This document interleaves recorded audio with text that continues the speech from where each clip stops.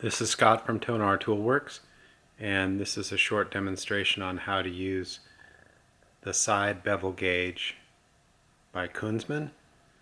It really is a simple tool. It's got a flat edge here and steps indicating bevels. And how you use this tool is put the ski over your shoulder, pointing it toward a strong light. Take the straight edge of the tool, put it against the base of your ski, and hook one of the steps over your edge.